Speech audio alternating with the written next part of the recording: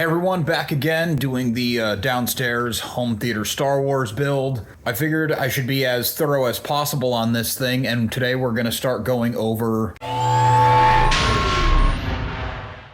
I was trying to do everything in a logical set order, but there's a lot of different lighting options in this room with a lot of different switches. Today I'm doing the ceiling lighting. Now I'm going to have two different types of lighting in the ceiling. Because this is a room in my house, it is going to have overall lighting that you would use for a room. I'm going with a 4-inch disc on this side. Because it has a white surround, it's really going to take away from the aesthetic I'm going for with the imperial gray / black to stop light reflection onto the screen. Very ultra thin, and it has these mousetrap clips, so it clips directly onto your sheetrock. No need to put it in an extra box because it comes with its own box. Everything's contained, it has a ground wire, the box itself is a ground. You attach to the rafters with these tabs. It's a quick connect, screw-on cord here, 3-pin connector, and it even comes with little push connectors inside, so you don't even have to go through the hassle of wire nuts and twisting. These lights are basically going to be for when I have to clean the room. These puck lights will be on their own switch. I'm only going to do 2 of these as accent lights. They are dimmable, which is great. The plan is to have this be in-wall DVD shelves covered up by cool Star Wars looking stuff. I'm debating LEDs. There's going to be some switch panels, things like that. And these lights, what's cool about them is it looks about the same, but it's directional.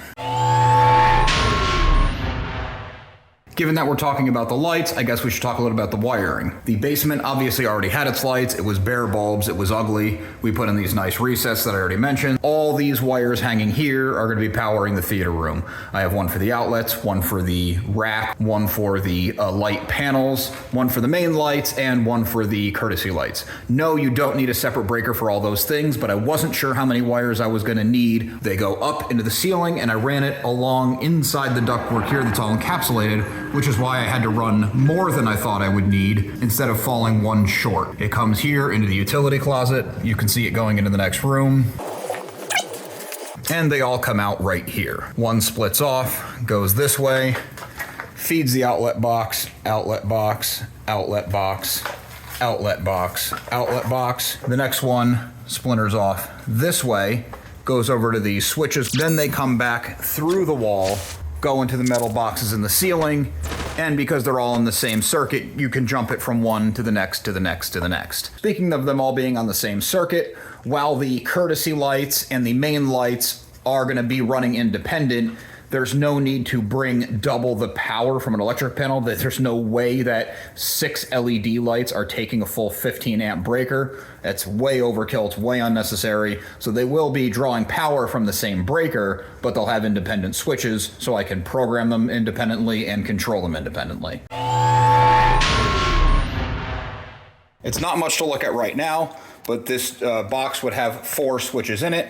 The furthermost away from the door, because it's going to be the least frequently used, is going to be the main overhead lights used for cleaning and stuff. Then I'd have the directional, the panels, and the star field, or whatever order they end up being in. And then the main lights would have to be on its own switch down here. I'm also going to need a button for the compression door. It was getting to be a lot. It's kind of sounding ridiculous. Given that the courtesy lightings are going to be to look at the DVDs, moving inside the room, pop a switch right here in a very Galaxy's Edge looking switch box. The plan for doing everything on separate switches is I found a programmable switch made by Lutron that connects with my Harmony Elite home theater controller. The main panel lights, the top part is going to go off. The bottom part I want to dim down to 10%, so you still have that courtesy lighting on the ground. Because of that, they likely need to be on separate switches, possibly just separate outlets, because you can also get the Philips programmable outlets. I'm still tackling that, but I think it's going to be separate switches. Putting them on separate switches now lets me move ahead with all the wiring and getting the construction part of it done so I can get into that fun stuff without having to make a firm decision right now. The theater is going to be a long ongoing project to make it as Star Wars and as awesome as possible, but I need this kind of building stuff done ahead of that so that I can put the sheetrock up in the walls, put the insulation in, put the sheetrock on the ceiling, and have all my wires in place where I need them.